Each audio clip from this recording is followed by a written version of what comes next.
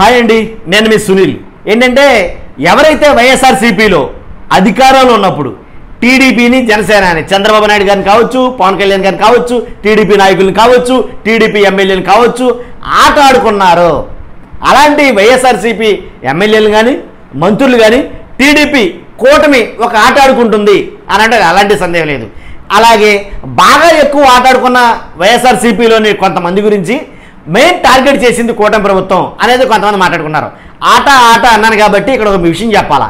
ఏంటంటే ఆడుదాం ఆంధ్ర అనే ఒక కార్యక్రమం మీద ఆడుదాం ఆంధ్రాలో ఎవరైతే ఫైవ్ స్టార్ లేదా ఒక ఎలా అంటే రోజా గారు ఫైర్ బ్రాండ్ అంటారు కదా, అలాంటి రోజా గారి మీద ఆడుదాం ఆంధ్రాలో 150 కోట్ల అవినీతి జరిగింది కాబట్టి రోజా గారితో ఆట ఆడుకోవడానికి ఫిక్స్ అయిపోయింది కూటమి ప్రభుత్వం. మరి ముఖ్యంగా టీడీపీ మ్యాక్సిమం అలాగే జనసేన వాడు కక్ష కట్టి మరీ ఆవిడతో ఆట ఆడుకోవడానికి ఫిక్స్ అయిపోయారు. ఇప్పుడు జరగబోయేది ఏంటి, ఏం జరుగుతుంది, ఇప్పుడు అసలు రోజా గారు ఎక్కడున్నారు, ఏం చేయబోతున్నారు, జరగబోయే పరిణామాలు ఏంటి దాని గురించి ఈ వీడియో చేయబోతున్నాను. ఖచ్చితంగా నాకు మోటివేషన్ ఉంటుంది. ఒక లైక్ అయితే చేయండి. ఫస్ట్ లైక్ చేసిన తర్వాత మీ అమూల్యమైన అభిప్రాయాన్ని వీడియో ఎండ వరకు చూడండి. మంచి వాస్తవం ఉంటే వాస్తవంగా చెప్పండి, తప్పైతే తప్పు, ఒప్పు అయితే ఒప్పు. మీ అమూల్య అభిప్రాయాన్ని కామెంట్ రూపంలో తెలియజేయండి. అంతేకాదు మన ఛానల్ని పక్కాగా సబ్స్క్రైబ్ చేసుకోండి. పార్టీలకు అతీతంగా తెలుగుదేశమా వైఎస్ఆర్సీపీనా జనసేన కాదు, పార్టీలకు అతీతంగా వీడియోలు మీ ముందుకు వస్తుంటాయి, ప్రజలకు ఉపయోగపడేవి. కాబట్టి పక్కగా మీరు సబ్స్క్రైబ్ చేసుకోవచ్చు. ఫస్ట్ నాకు మోటివేషన్ ఉంటుంది. ఒక లైక్ అయితే చేయండి. ఏంటంటే టీడీపీ జనసేన ఏవైతే మెయిన్ పార్టీలు ఉన్నాయో అవి ఆరోపించే ఆరోపణలు ఏంటంటే కనుక ఎవరు రోజా గారి గురించి. రోజా గారు అంటే మీకు తెలియదే ఉంది, ఇంకా నోరేసుకుని పడిపోవడం అనేది కామనే, దాంట్లో ఎలాంటి డౌట్ లేదు. ఫైర్ బ్రాండ్ అంటారు వైఎస్ఆర్సీపీలు అయితే కనుక. ఆ ఫైర్ బ్రాండ్ ఫైర్ వెలిగించడంలో మనం ఆవిడ కాదు అవతల బుగ్గైపోవడమే. ఆవిడ మాట్లాడటం వస్తే కనుక అవతల వాళ్ళు ఎవరైనా సరే అవతల పార్టీ వాళ్ళు బుగ్గైపోవటమే ఆవిడ ఫైర్కి, ఎలాంటి డౌట్ లేదు. కానీ అంతే ఫైరు రాజకీయంలో కూడా చూపించారంటే కనుక ఆ ఫైరు రకరకాలుగా అయితే కనుక పాకిందని చాలామంది మాట్లాడుకుంటారు. ఆవిడ గురించి ఇప్పుడు ఎక్కువగా చర్చ జరుగుతుంది. నేను ఇంటికి సిఐడి ఆఫీసర్లు వెళ్ళారు అని అయితే కనుక. కాబట్టి ఎందుకంటే కనుక సిఐడి ఆఫీసర్లు ఎందుకు వెళ్ళారంటే కనుక నోటీసులు ఇవ్వడానికి అని ఒక చర్చ అయితే నడుస్తుంది. నిజంగా అదే జరుగుతుంది అంటే కనుక అలాగే జరుగుతుంది. ఈ జరుగుతున్న పరిణామాలు అన్నీ చూస్తే అదే నిజం అనిపిస్తుంది. ఎందుకంటానంటే విజయవాడ కమిషనర్ ఇచ్చిన నివేదిక ఆధారంగా రోజా ఇంటిపైన సిఐడి అధికారులు దాడి మన వాళ్ళకి వెళ్ళబోతున్నారు నోటీసులు ఇవ్వడానికి. ఎందుకంటే కనుక 150 కోట్ల రూపాయల స్కామ్ అయితే జరిగింది. వాస్తవంగా అయితే కనుక రోజా గారిని ఎప్పుడూ అటాక్ చేయాలి ఎవరో కూటమి ప్రభుత్వం. ఎందుకంటే నానా భయంకరంగా ఆవిడ మాటలతోటి చిత్రహింసలు పెట్టుకుంటుందని నన్ను అడిగితే కనుక కూటమి ప్రభుత్వంలో ఆవిడ వేసిన పంచులు కానీ ఆవిడ మాట్లాడే మాటలు కానీ ఎలా అంటే అవతలకు తగలడిపోద్ది అనమాట. అలా మాట్లాడిన రోజా గారిని మెయిన్ టార్గెట్ చేయాలి అసలు ఫస్టే. కానీ రోజా గారు ఏ విషయంలోనూ దొరకలేదు అని అన్నమాట వాస్తవం. ఎందుకు చెప్తున్నానంటే సరైన ఆధారాలు, సరైన ఆరోపణలకు సంబంధించిన సరైన ఆధారాలు ఏవీ లేక రోజా గారిని టచ్ చేయలేకపోయారు. ఇది వాస్తవం. ఎందుకంటే రోజా గారు బ్రదర్స్ ఏంటి మా వాళ్ళు భూ పంచాయతీలని, ల్యాండ్ మాఫియా అని అలాగని చాలా పంచాయతీలు చేశారు, కోటాను కోట్లు దండుకున్నారు అనేది కనుక ఆరోపణలు అయితే చేయాలి కానీ వాస్తవాలుగా వాటికి తగిన సాక్ష్యాలతోటి కానీ అలాంటి ఏమి లేకపోవడం వల్ల రోజా గారిని ఏమి చేయలేక అలా చూస్తూ ఉండిపోయారు తప్ప ఏమి చేయలేకపోయారు అనేది ఒక వాదన ఉంది. కాబట్టి అలాంటి రోజా గారిని దేంట్లో దొరుకుతుంది ఆవిడ, ఏ విషయంలో ఆవిడని పట్టుకోవాలని వెయిట్ చేసినటువంటి కూటమి ప్రభుత్వానికి నిజంగా వాస్తవం మాట్లాడాలంటే ఎప్పుడైతే ఎవరో ఒకరు ఇచ్చిన కంప్లైంట్, ఇది కూడా నా మాత్రమే కంప్లైంటే నన్ను అడిగితే కనుక. కాబట్టి ఎవరో ఒకరు ఇచ్చిన కంప్లైంట్ ఆధారంగా ఆవిడ మీద సిఐడి వాళ్ళు ఇలాగ దర్యాప్తు కోసం అయితే కనుక ఆదేశించడం జరుగుతుంది. మొత్తానికి ఎలాగైతే 150 కోట్లు దేంట్లో ఆడుదాం ఆంధ్ర. కాబట్టి 150 కోట్లు ఖర్చు పెట్టారు. 150 కోట్లు సరైన లెక్కలు లేవు, ఆధారాలు లేవు. ఆ 150 కోట్లు స్కామ్ జరిగింది అని అన్నారు. అసలు వాస్తవంగా అయితే రోజా గారి మీద ఏమన్నా ఒక 5-6 వేల కోట్ల రూపాయల స్కామ్లు అయితే కనుక చూపించదేమని అనుకున్నారు చాలామంది. అసలు దేంట్లోనూ సరైన ఆధారాలు లేక ఆవిడనేమి అనలేక ఇప్పటిదాకా ఆగింది కూటమి ప్రభుత్వం వాస్తవాలు మాట్లాడాలంటే కనుక. కాబట్టి 150 కోట్లు ఎలా ఖర్చు పెట్టారు అని అంటే కనుక కేవలం కిట్లు కొనడానికి 42 కోట్ల రూపాయలు ఖర్చు పెట్టారంట. ఏం కిట్లు? క్రికెట్ కిట్లు కానీ, వాలీబాల్ కిట్లు కానీ, అలాగే ఖోఖో లేదా ఏంటి ఇంకా కొన్ని ఉంటాయి కదా షటిల్ కిట్లు కానీ, ఇలా కొన్ని కిట్లు అయితే కనుక కొనడం జరిగింది.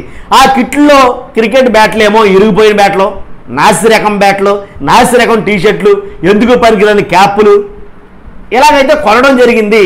కాబట్టి దాంట్లో 42 కోట్ల రూపాయలు ఎట్టు కొన్న దాంట్లో కనీసం 1 కోటి రూపాయలు కూడా సరైన కిట్లు కొనలేదు అని ఒక వాదన అయితే కనుక టీడీపీ జనసేన వాళ్ళు చేస్తున్నారు ఆల్రెడీ. తర్వాత మొత్తం కిట్లు ఎన్ని అంటే 5 లక్షల కిట్లు కొన్నారంట.